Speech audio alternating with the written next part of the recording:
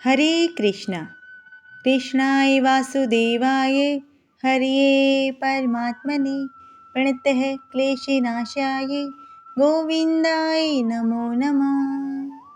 प्रिय भक्तजनों, आज इस वीडियो के माध्यम से हम आपके लिए आषाढ़ मास के शुक्ल पक्ष के देवशयनी एकादशी व्रत कथा लेकर आए हैं।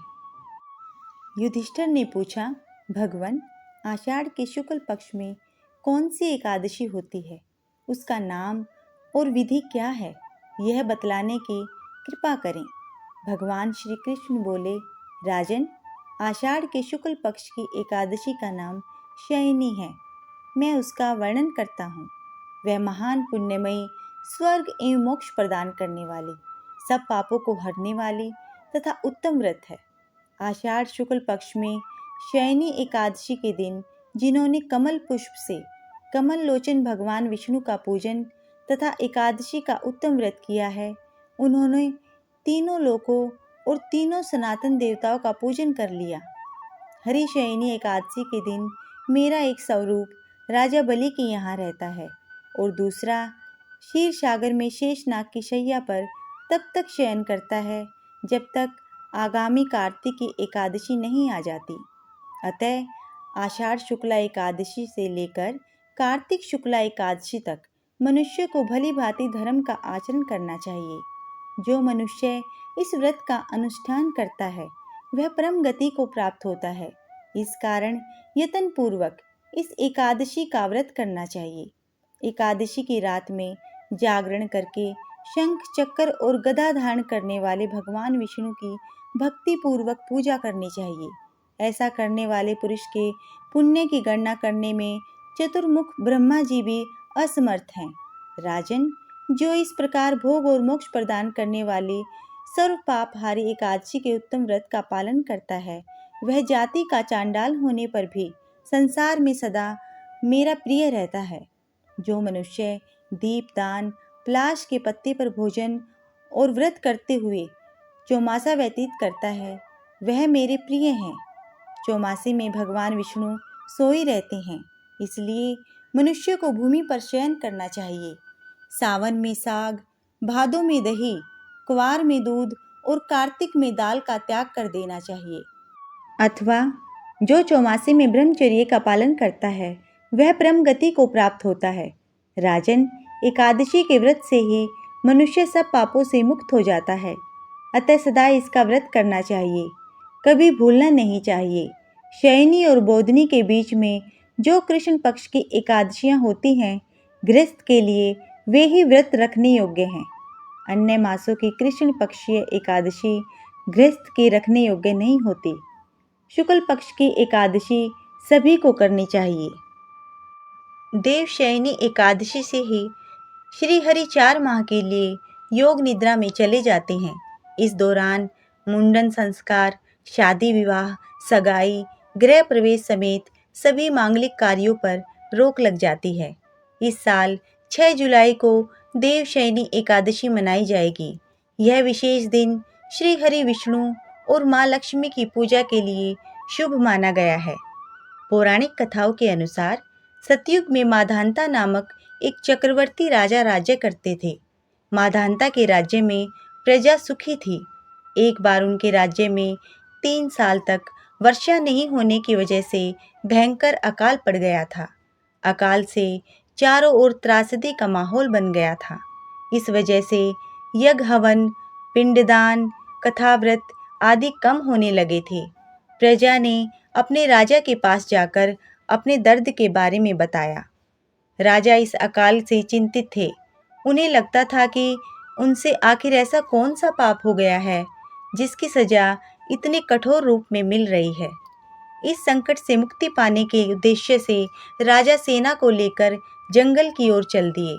जंगल में विचरण करते हुए एक दिन वे ब्रह्मा जी के पुत्र अंगिरा ऋषि के आश्रम में पहुंच गए। ऋषिवर ने राजा का कुशल क्षेम और जंगल में आने का कारण पूछा। राजा ने हाथ जोड़कर कहा कि मैं पूरी निष्ठा से धर्म का पालन करता हूँ, फिर भी मेरे राज्य की ऐसी हालत क्यों है? कृपया इसका समाधान करें। राजा की बात सुनकर महर्षि अंगिरा ने कहा कि यह सतयुग है। इस युग में छोटे से पाप का भी बड़ा भयंकर दंड मिलता है। महर्षि अंगिरा ने राजा माधांता को आषाढ़ माह के शुक्ल पक्ष की एकादशी का व्रत करने की सलाह दी। महर्षि ने कहा कि इस व्रत के प्रभाव से अवश्य ही वर्षा होगी। महर्षि अंगिरा के निर्देश के बाद राजा अपने राज्य की राजधानी लौट आए। उन्होंने चारों वर्णों सहित पद्मा एकादशी का विधि पूर्वक व्रत किया, जिसके बाद राज्य में मूसलधार वर्षा हुई। मान्यता है कि देवशयनी एकादशी के व्रत से भक्त की समस्त मनोकामनाएं पूरी होती हैं। एकादशी माता की आरती। ओम जय एकादशी माता, मैया जय जय एकादशी माता। विष्णु पूजा व्रत को धारण कर शक्ति मुक्ति पाता। ओम जय एकादशी माता। तेरे नाम गिनाऊं देवी, भक्ति प्रदान करनी। गण गौरव की देनी माता, शास्त्रों में वरनी। ओम जय एकादशी माता। मार्गशीर्ष के कृष्ण पक्ष की उत्पन्ना, विश्वतारिणी जन्मी। शुक्ल पक्ष में हुई मोक्षदा, मुक्तिदाता बन आई। ओम जय एकादशी माता। पौष के कृष्ण पक्ष की सफला नामक है।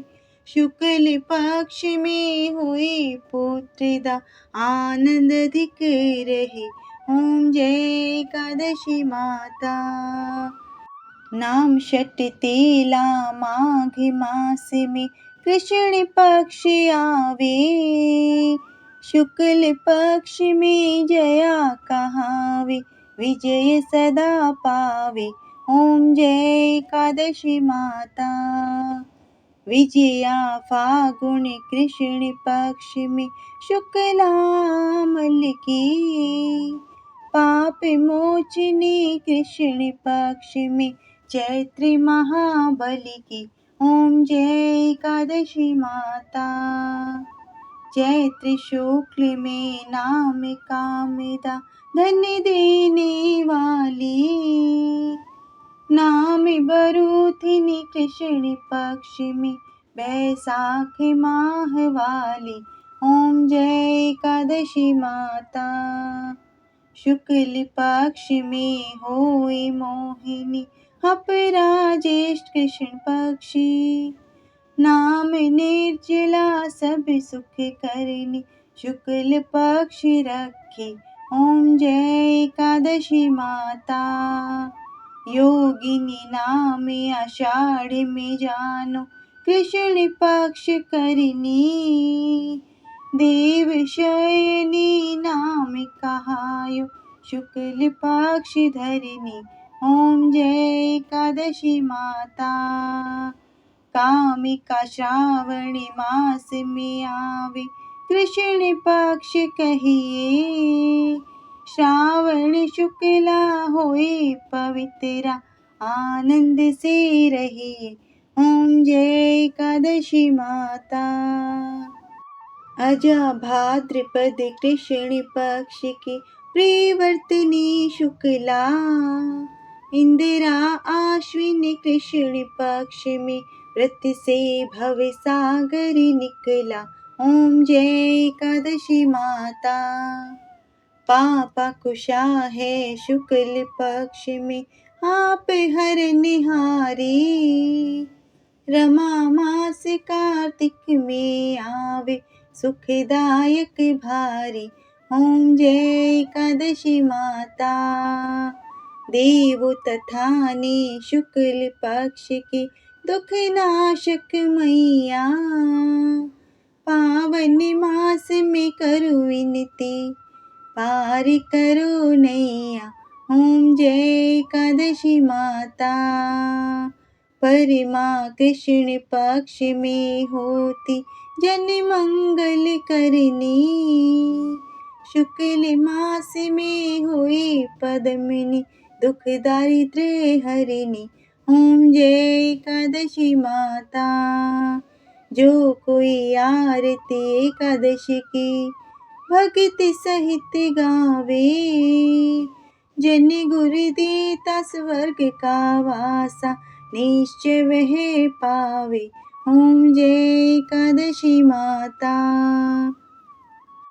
बोलो एकादशी माता की जय। श्री हरि विष्णु की जय। आप सभी श्रोताओं से नम्र निवेदन है, यदि आपको कथा अच्छी लगी हो तो वीडियो को लाइक करें, शेयर करें, चैनल को सब्सक्राइब करें। धन्यवाद।